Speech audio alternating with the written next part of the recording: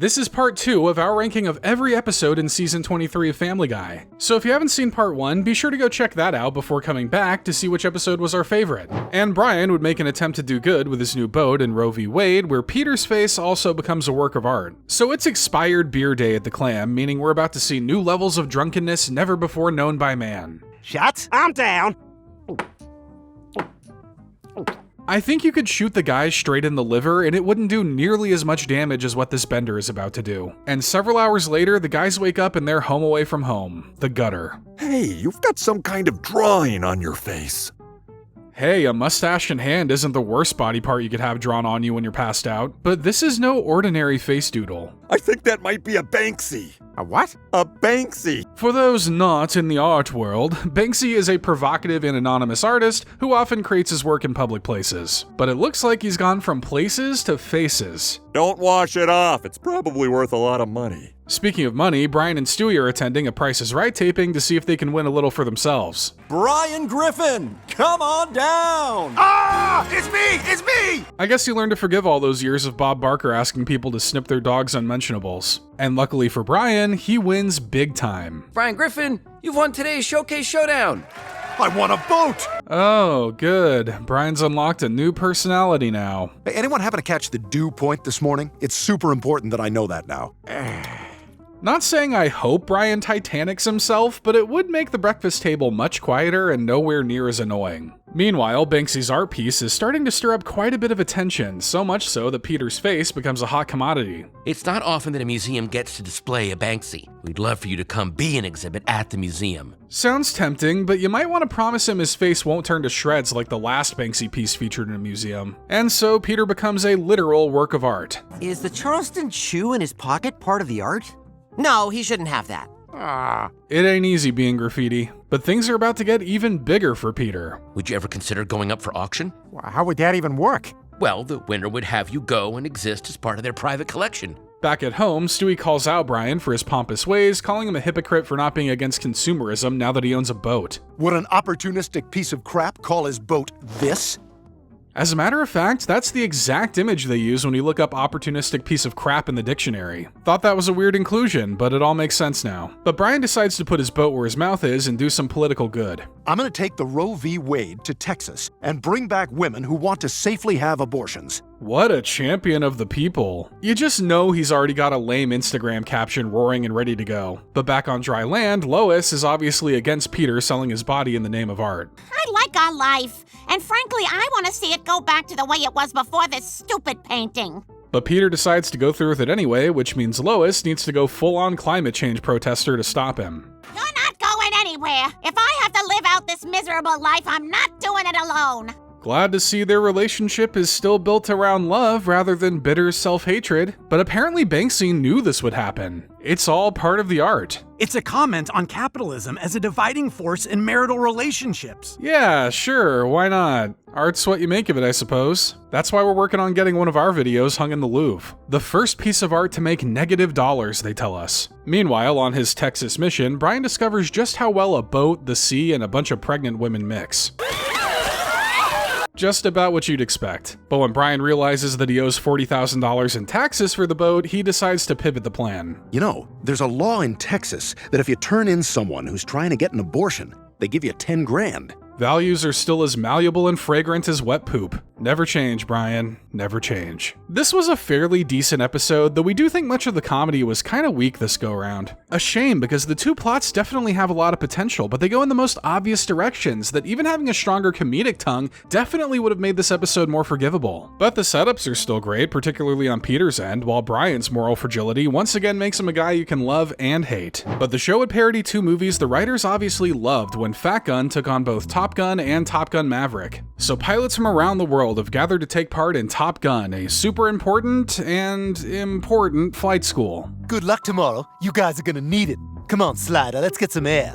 Yes, it was an era of aviator shades, spiked hair, and dangerously high levels of testosterone. But the only thing Maverick seems concerned about is winning the favor of the woman across the bar. How much you want to bet I can sleep with her tonight? Come on, Mav, I said I wasn't gonna do one of our bets until my parents left. Well, don't leave them out of the bet. See what kind of cash they have to throw in. But the woman Mav tries to seduce isn't just any woman. Here to talk about that now is our civilian specialist and tag rep. Codename Charlie. What? A woman who knows things? We were supposed to act all surprised by this back in the 80s. So after some obscenely oily volleyball games, it's time to get these pilots off the ground and into the air. Whoever wins today wins Top Gun. Good luck. What exactly are they doing? Beats me, but anytime you're in the air, you gotta have the right song choice, even if it means putting you and your co-pilot's life in danger. Just a little bit more, and got it. But Maverick seems plenty capable of killing people himself. Now let's just pull on 2. On or after 2! Another goose senselessly killed by a plane. When will geese change their ways and start flying economy like the rest of us? Depressed over what happened, Maverick decides to run away and do some soul searching for a few decades until Hollywood decides it's time for another Top Gun. So is this still Top Gun? No, this is Top Gun Maverick. It's completely different and exactly the same. Are you telling me there's another crop of pilots that need to be trained to take on another unnamed hostile country? Look, Family Guy can't be throwing jabs at unoriginality while they're literally doing a parody right now. Oh, there's one other thing you should know. One of the pilots you'll be training is Goose's son. Neat! You don't think he's still mad about the whole killing his dad through a super preventable tragedy thing, do ya? Any other questions not about Star Wars? Why'd you kill my dad? No more questions. Maverick and Rooster manage to pull the mission off, but Maverick ends up getting shot down. This is totally main feed material. Maverick, no! Looks like he needs to save him, but really, he probably just wants to save the picture. If you just saved America and don't have a picture to commemorate it, did it really happen? But when Rooster goes to save him, they both end up getting kidnapped by the true villains of the story.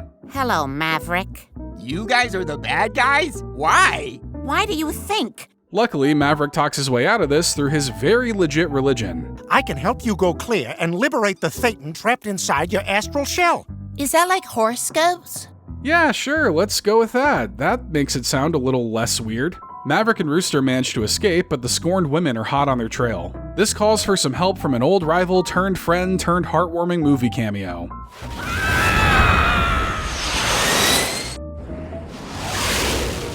Man, I can't wait to see the adventures the three of them are gonna get up. Oh, he died again. Family Guy loves their movie parodies, and honestly, this one wasn't half bad. The characterization of these movie characters and little bits like trying to get a volleyball with a jet are all pretty solid. We think a lot of the jokes manage to land even if you don't have previous knowledge of the Top Gun films, but it makes the episode even better if you do. Certainly one of the better parody episodes of the last few years, and one that actually made us want to watch Top Gun again. And Stewie would make Brian travel with him to China to meet Rupert's real parents in the episode China Doll. So Brian really wants to show Stewie his magnum opus. And don't worry, it isn't his latest manuscript. It's a hole. Right? I was in the zone, man. Well, it's definitely deeper than anything Brian has ever written, so I guess he's a good boy. But he may not be a living boy for very long. What the hell? You buried Rupert? Look, don't be weird about it, man. Brian just asked Rupert if he wanted to check out his hole. Nothing wrong with that. But as Stewie gets Rupert all cleaned up, he notices something about him he never had before. Made in China? Rupert, you're Chinese? Has Stewie really never seen the back of Rupert? Well, I guess he's one of those guys who loves a lot of eye contact. But now Stewie gets to live his dream of being in an interracial relationship. Why you dress like that? Oh my god, that is such a year of the monkey thing to ask, right, Rupert? Oh, he's going full-on Chinese otaku, isn't he? Or Jinan, as Google tells me. But while that roughly means someone who doesn't leave the house, Stewie wants to take Rupert to where he's from. You want to see your homeland again. You want to find your parents. Sure, what's one casual flight to China for your teddy bear? I did the same thing with my wife when we went to Japan. So Brian tags along and they manage to find the factory Rupert was made at and I guess what you could call Rupert's parents. I'm going to ask their blessing to marry Rupert. What? Finally, no more situationship. It's about time Stewie put a ring on it. Though I get Rupert not having fingers may have slowed that down. There's someone here who'd like to say hello. Okay. Yes, it's your son, Rupert! Well, even though this is about as heartwarming as a block of ice, Stewie is all ready to meet his booze folks. even if they don't understand a lick of what he's saying. Feel free to cry, makes for better video. Okay. We have so much to talk about. So they decide to do that with a forced entry dinner with these poor factory workers. However, some of Stewie's words don't sit right with the Chinese surveillance state. Someone hands me a China cup, I look away, right? Down with China, you know? Down with China. Look, if you want to talk like that, you gotta do it from the safety of a Twitter account with an anime profile picture. Unfortunately, neither of these two fit that description. You're under arrest. The charge is espionage against China. So the three of them become Chinese jailbirds, forced to do hard manual labor. The hard labor is watching the movie Tar? And answer questions about the film. Joke's on you, I actually like that movie. But Brian and Stewie aren't, so they'll need a genius high-tech plan to escape. Come on. My plan had science in it, but fine, let's do it the dirty dog way. So the two are chased all throughout China, but end up getting caught once again. You've only made things worse. You should know by now. There's only one way out of a Chinese prison. Normally, it would just take a fun little musical number, but this isn't a Road 2 episode. So what else could it take? Rat out someone else. Well, that's what Chris gets for disrespecting Brian's hole. The one he dug. Not the... Look, don't put words in my hole. Mouth! Let's just move on. We think this was definitely one of the better episodes of the season. The narrative was nice and focused, with some nice callbacks to moments earlier in the episode that play a significant role in the story. We'd say this is probably one of the funnier episodes of the season too, with some solid one-liners and a lack of emphasis on too many stereotypes about China. They're still there, but the show definitely knows how to use them the right way. Still kinda wishing this was the latest Road 2 episode so we could've gotten a new musical number. And Meg's wish to escape her family leads her to sign up for a mission to Mars in the episode Martian Meg. So Meg makes an attempt to have some mother-daughter time with Lois with some concert tickets. Oh, I'm so sorry, sweetie, but I'm busy that day. I haven't said what day it is yet. Yeah, that's usually a pretty stuffed day for me too. Forget Mondays, this is the day Garfield should have the infernal hatred for. Elsewhere, a little hottie catches Stewie's eye at the drugstore. I like your horn? Is that okay to say? Sure, you can look, but you can't touch. Very disrespectful to the unicorn community. So Stewie brings the stuffed animal home, and the two of them, along with Rupert, really seem to hit it off. Guys, are we a throuple? I guess so, whether those stuffed animals or us watching at home like it or not. And after Meg strikes out with both Quagmire and Herbert, she just decides to go to the show by herself. Mom? What are you doing here? I thought you were busy. I'm sorry, there was a group on. Glad to know that a few bucks are worth more to Lois than Meg's love. I mean, I get it. Can't put love in a 401k. So a distraught Meg leaves the concert, only to find her calling via recruitment for people to go to Mars. Take it away, Meg Bowie. Is there life on Mars? David Bowie may be glad he's gone so he didn't have to subject his ears to that. Surprisingly, Lois is pretty accepting of Meg's decision. Okay, maybe not surprisingly. We did just see her ghost her daughter to go to an event her daughter was already going to. When your child rebels, you can't push back or they'll double down. You just stay supportive. Funny, you used this exact same logic seasons ago and it almost led to Meg having her teenhood ruined by Quagmire. Whatever parenting book you're reading needs to be used as firewood. So Meg begins her astronaut training, covering the essentials like having something cool to say when you step foot on Mars. Did I do that? Not bad. We would also have accepted what's up. The 90s haven't happened on Mars yet, so those references are going to be a hit with the Martians over there. Back at home, Stewie quickly starts to learn that the throuple life isn't all it's cracked up to be. Oh God, I can't breathe. I'm not up to date on throuple rules. Why is this bad? Is this a flag? A fumble? Do the refs let them take their gloves off and punch each other for a bit? So Stewie tries to tackle this issue head on before anyone gets too carried away. It's Rupert and Maiden. Eventually it'll be Stewie and Maiden. And then Rupert, you're gonna feel like the lonely left out piece of no one wants. So Stewie decides to take more drastic measures to preserve his relationship with Rupert. You see?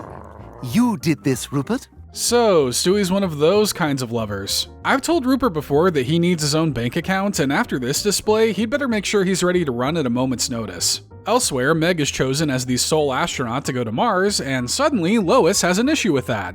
Meg, you can't go to Mars. You can't talk me out of this, Mom. I'm going. But as the date of the launch gets closer, Meg actually thinks she's gonna miss her family. Too bad you can't back out now. You'd be widely hated, and deservedly so. Yeah, very much unlike her current standing in the world. But on the day of the launch, Lois tunes in to Meg's true feelings. Oh my God, she doesn't want to go.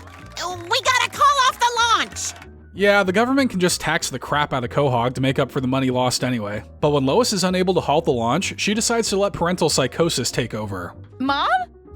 Nobody shoots my baby into space! And trust me, a lot of people have tried. But she's too late to stop the rocket from taking off. Thankfully, that extra bit of weight she added throws it off course and into the water. I'm sorry you won't get to go to Mars. And I'm sure every Martian gladly thanks you for your act, Lois. We think this one was pretty solid, aside from one joke that went on way too long. This managed to be a fairly funny episode that actually gets resolved in a wholesome way through the love of a mother and daughter. Plus, that Stewie side story's pretty good too, even if it's a bit of a retread of his fling with Oscar and Quagmire's Quagmire. Kinda ironic that Meg has some of the better episodes of this season. The Meg doubters stay losing, but someone from the cast ends up losing their life in The Fat Lotus, an episode where Family Guy parodies the TV show The White Lotus. So things start off pretty dark as the gang watches a child-sized coffin being loaded onto a plane.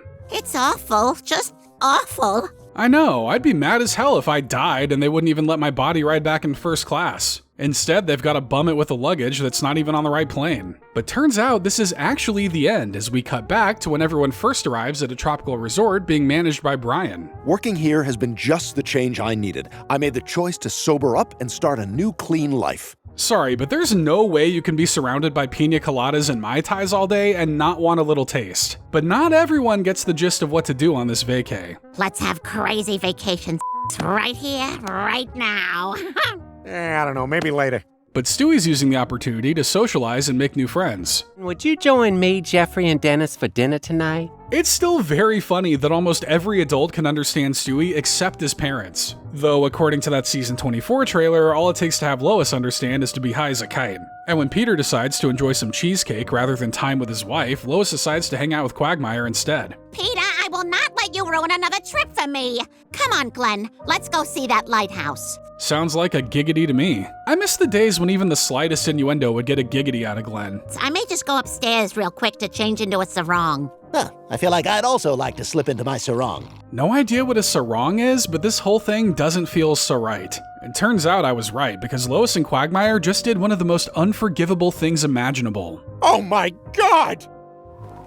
Not only did they eat Peter's cheesecake, but they left him with the mess to clean up. The absolute disrespect. Forget a divorce, that's grounds for a nuke. I know you've been eating cheesecake with my wife behind my back. You left a used napkin in the couch. Luckily, what happens at a tropical resort stays at a tropical resort, so Peter and Lois managed to put that betrayal behind them. It's my fault too, Lois. I'm sorry I've been kind of neglecting you this trip. Like I said earlier, Peter just likes to do the same things he does at home, but at a different location, like ignoring Lois. Meanwhile, Stewie starts to get worried when he overhears a very specific and not misleading choice of words from his new group. We're all going to make a sacrifice. Sacrifice? Well, okay, but just so long as I can write a sacrifice off on my taxes. They're going to make a sacrifice to the volcano, and I'm the only on this boat! But when it comes to the sacrificing, it turns out they were being just a little dramatic. The sacrifice is that we's posting a pic with no filter and no Photoshop. I'd rather take a dip in a volcano than let you guys see me with no edits. It takes a whole team to get this clam looking as shiny and smooth as I do. Well, at least Stewie can rest easy knowing nobody has to die today. Oh no! I know!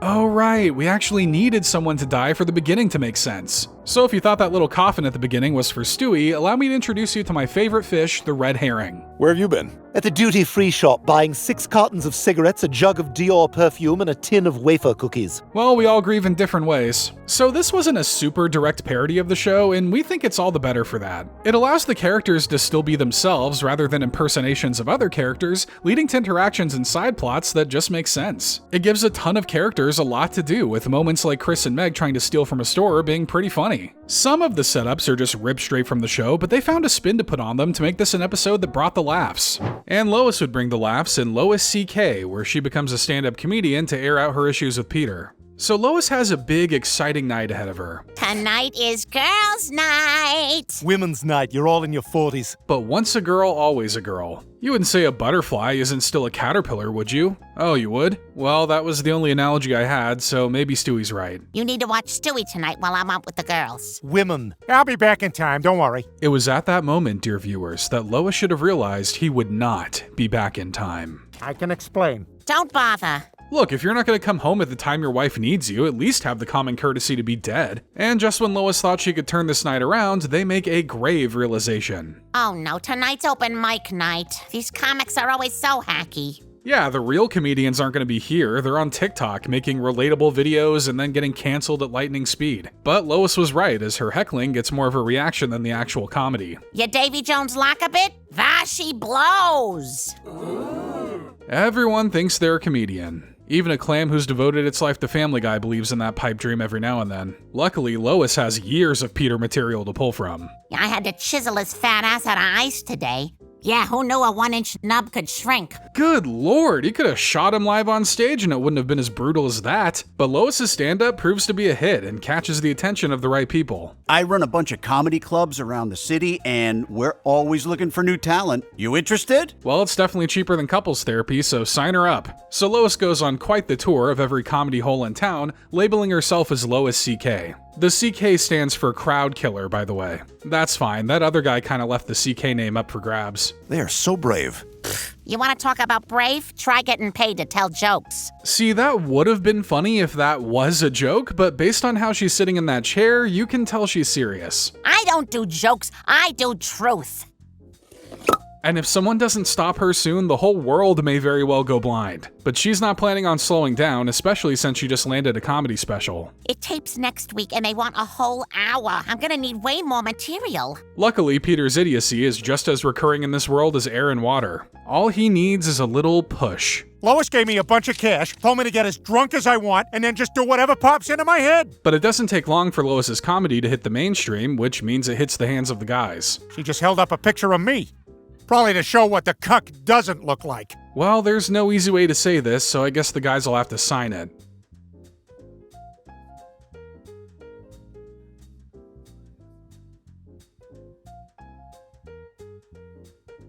You can just hear the agony in those hand movements. So Peter decides to confront Lois about all this, but she doubles down. You think Harry Potter was based on a true story? Don't twist my words, all right? I said there are probably wizard schools. Well, there is that school of magic in Poland, but the only spell you'll probably learn there is how to make $400 disappear. So it sounds like the only way to get Lois to stop is for Peter to stop giving her new material. In a right triangle, the sine of a given angle is equal to the ratio of the side opposite that angle to the hypotenuse. Dang it, is that right? I'm so far removed from school that I'm having to take Peter's word for it of all people. Whatever this is, it won't last. Buffoonery is in your blood. But this new intelligent life of Peter's stays strong, leading to Lois being bone dry when it comes to material. Well, how about deducting all those receipts from my kitchen table? You're too messy! Well, there's only one way to go from here. Kill Lois before she kills all of comedy herself. Well, we don't like your jokes, and Will Smith said we're allowed to hit comics. But Peter steps in to make the save, leading to the two reconciling. But you did what I wasn't willing to do for you. Protect my spouse from public ridicule. Hey, all this led to Peter becoming more sophisticated, so can you really say this was a bad thing? Overall, we think this is one of the stronger episodes of the season. It's not a revolutionary Peter and Lois episode, but at least it knows how to end with some form of dignity and heart. Most of the jokes land as well, and there's some great cutaways from conspiracy theory Cheerios and the actual Sir Mix-a-Lot giving us a song about how much he loves knees. Incredible stuff. And Quagmire would find an incredible new girlfriend in the L Word, while Brian looks to control Stewie with a child leash and harness. So Quagmire's got himself a new lady friend, but he's being real hush-hush about the details. Sorry guys, but this one's top secret. Oh come on, at least give him a hint. Hair color, body build, is she at least alive? I think so, but I wouldn't put anything past Quagmire. And at the grocery store, Stewie has a very close call while in the parking lot. Wow, that was close. I've never killed someone outside the hospital. Though he has killed someone inside the hospital with his car. Look, surgeries can get boring. Gotta try to mix it up every now and then. So to make sure he can't run off again, Lois decides to make some precautions. I want to make sure he cannot run away again. So, I bought this. It's a child harness. Safe to say, Stewie is not a fan. Now, if it came in leather, he might change his tune. And when the guys go to retrieve Quagmire for their golf game, they get an eyeful of Glenn's mystery girl. Oh my god! Quagmire and the librarian? From Lois's friend to Quagmire's love interest? Man, congrats to the 5 of you who invested heavily in Elle the Librarian stocks this season. Obviously, the guys are very confused, but Quagmire seems to really like her. She's nice, she's smart, and when you ask her where she wants to eat dinner, she always has a clear, confident answer. You lie! I thought those kinds of people were only the stuff of legends. So if they're gonna be official, she's gonna need the friend group seal of approval. I only even go to the library for the puppet show because I like King Puppet. You mean this puppet? Alright, so when's the wedding? But everything isn't as bright and sunny with Quell as they may think. Or is Elmire better? Who cares? They won't be together much longer. Elf, what are you doing? Oh, Glenn.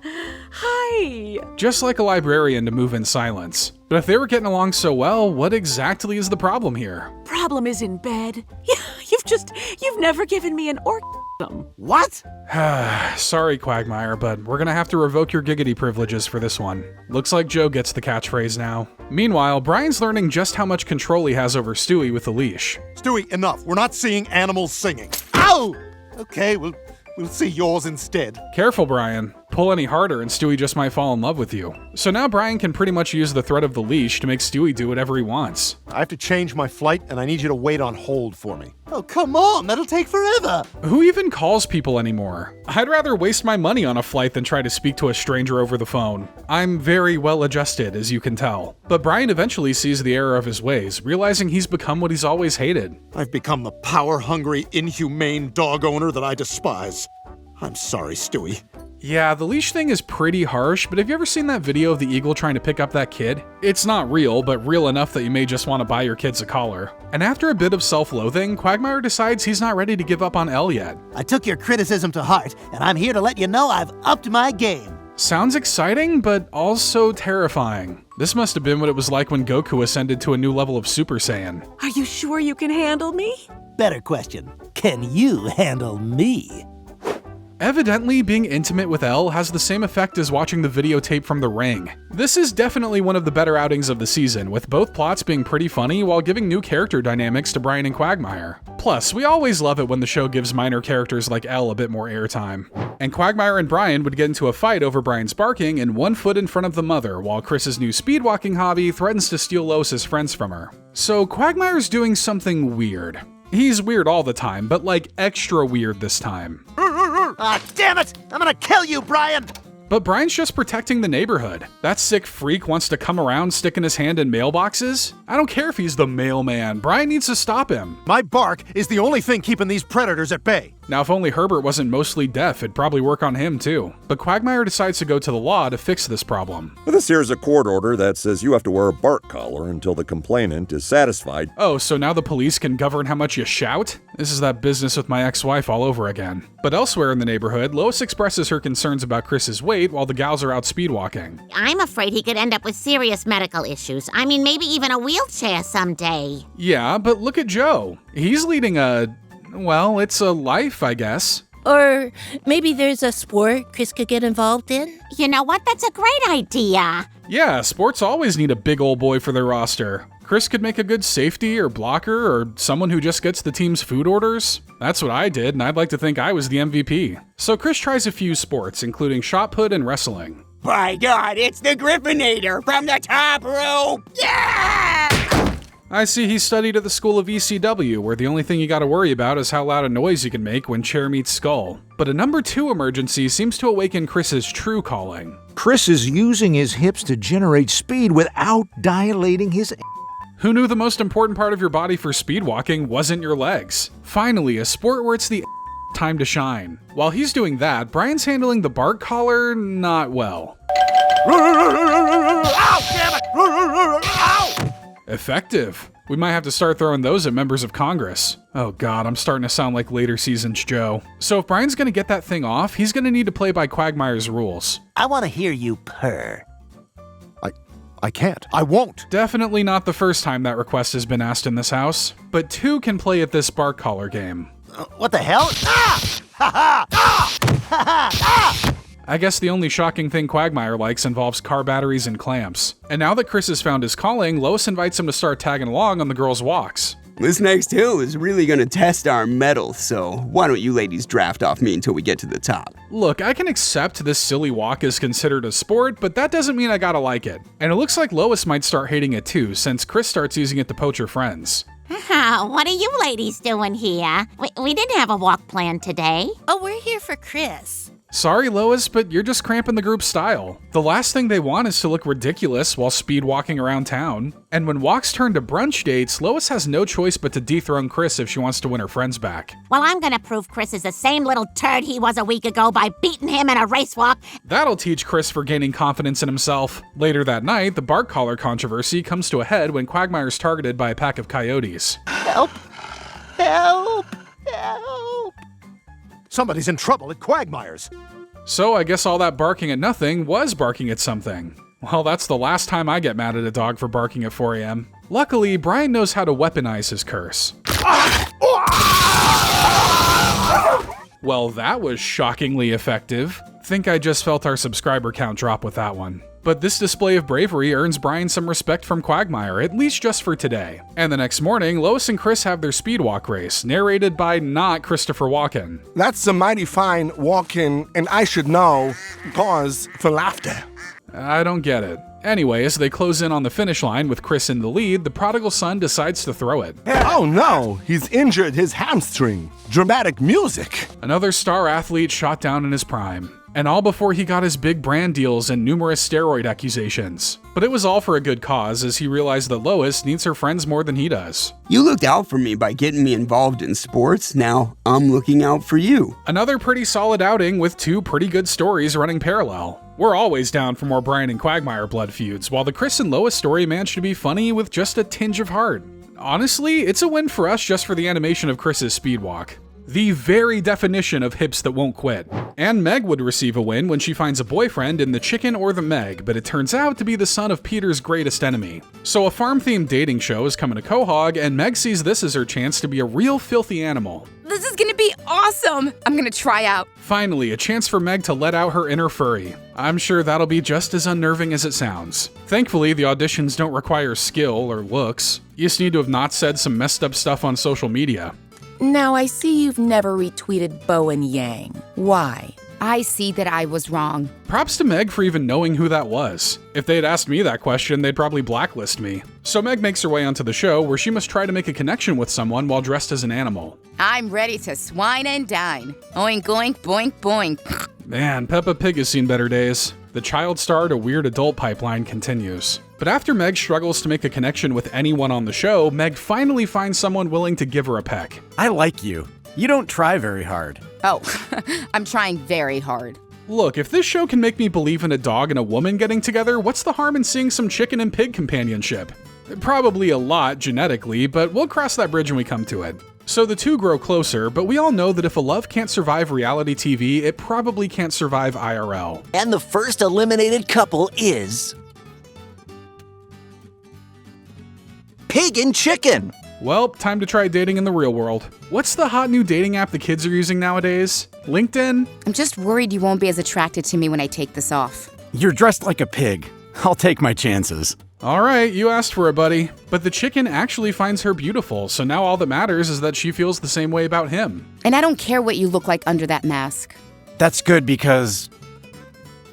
I'm a chicken. Oh, this show and its interspecies relationships. Sorry, but you're not gonna propaganda me. It already took years of therapy to get over Lola Bunny. But the two kids seem to hit it off well, proving to be quite the loving couple. I love you, Meg. And not just because you have egg in your name. I love you too, Nugget. Hey, people have gotten married for much dumber reasons. But in case you've forgotten, this is the son of the giant chicken. If there were to be a wedding, it would probably be a bloody one. This is my boyfriend, Nugget. His father is the giant chicken.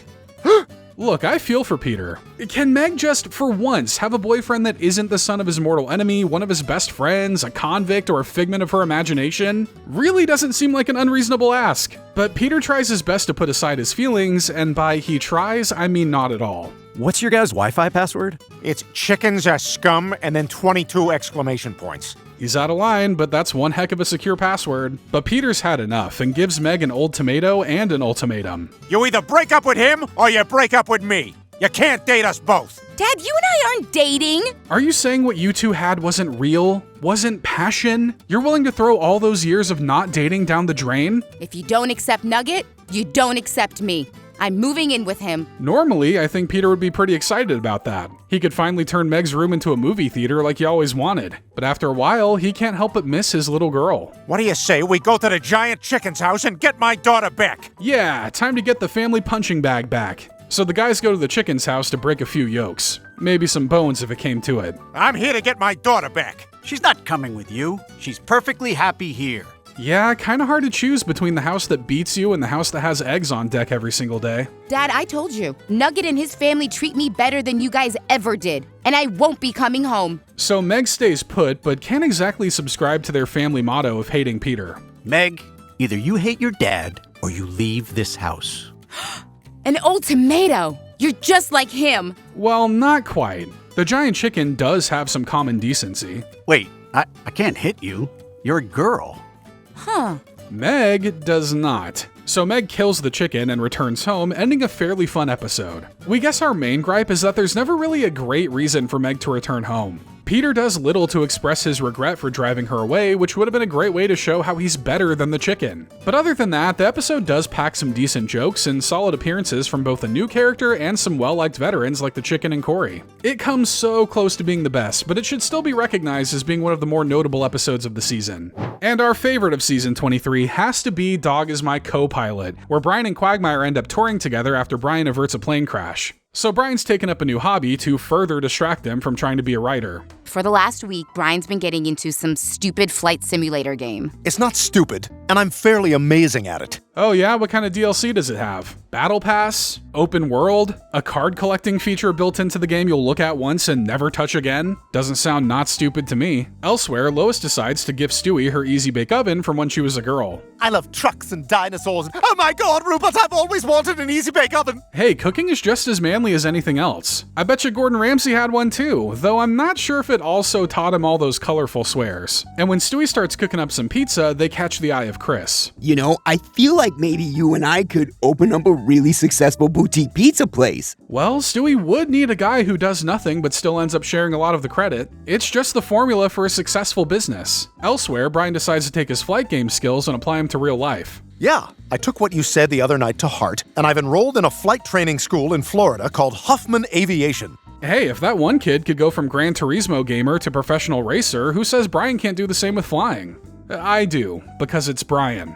But a sudden outbreak of food poisoning on board gives Brian the perfect opportunity to show his skills. I'm taking over. No, Brian, don't you touch anything. Look, I got this. Sorry to everyone who bet money on Brian not having this, because with a little coaching from Quagmire, he actually manages to land the plane successfully. I don't believe it. He actually pulled it off. You hate to see a dog like Brian succeed in anything, but you gotta hand it to him on this one. And not only that, but the city decides to honor Brian for his bravery and Quagmire for his sink pooping. Quite an honor for you two today. Is there a question in there? Honestly, Tom, I was just grateful to be on scene and able to help. Clearly, you can just tell that these two love being around each other, so why not send them on a press tour to tell their story? It'll be great PR. You saved a ton of lives. You're actually friends. Looks like someone hasn't made it to our Brian and Quagmire video yet. Somebody should pass that along before he loses a ton of money. Just so we get the on-screen labels correct, you're the one who landed the plane, and you're the one who pooped in the sink. Yeah, all it takes is one bad moment to ruin your credibility for life. Don't worry, Glenn, you're in good company with that Hawk Tua girl. Meanwhile, Stewie and Chris's pizza shop has been a success, earning them a visit from Dave Portnoy. Who's Dave Portnoy? He's like if a high school athlete got one genie wish. Good enough for me. But what's not good is that the old oven is finally giving out. Oh, this is not good. The light bulb in the Easy Bake Oven burned out. Unfortunately, that's a light bulb from the 60s and isn't exactly sold in stores anymore. If only they knew of someone ancient enough who may have something like that. Oh, there you are, Jesse. You really gotta wonder if this pizza shop is worth getting scarred for life over. And while on tour, Quagmire's constant disrespect causes him to call it quits on being a pilot. Not only am I not getting the respect I deserve, but I'm the punchline in a story where you're the hero! The Matrix couldn't have thought up a more nightmarish world for Quagmire to live in than this. Time for him to hop on Indeed and apply to jobs that don't exist like the rest of us. Meanwhile, Stewie manages to steal the light bulb they need from Herbert while Chris shows off a little skin. They don't tell you this about running a restaurant, but this is actually a pretty fairly common business practice. But unfortunately, the Popo shut him down. Do you have a handicap access ramp? No. You people are animals! I'm shutting this place down! Well, better they get closed down for that rather than people realizing they've just been eating overbaked Play-Doh. And since Brian feels bad about killing Quagmire's career, he decides to stage an accident to give him a heroic moment. I may have unplugged his insulin pump, but I'm guessing somebody knows how to drive this thing. Because a boat is totally the same thing as an airplane. The airplanes of the water, they call them. But Quagmire does manage to save the day. It just takes some light property damage and scaring people away from the water for life. On the bright side, you saved all these people on the duck boat. The media will definitely recognize you as a hero now. Or do everything in their power to make sure he's never behind the wheel of a vehicle again. While the Stewie and Chris side plot is kind of forgettable, the Quagmire and Brian story brings it all up, thanks to a great use of their dynamic that sees Quagmire getting the short end of the stick for a change. Really, anytime these two get to torture each other is a good time in our books, so it makes sense that this would be our favorite episode of Season 23. And that's our final ranking. Be sure to let us know if you agree with our takes, and as always, like and subscribe if you want to see more great Family Guy content.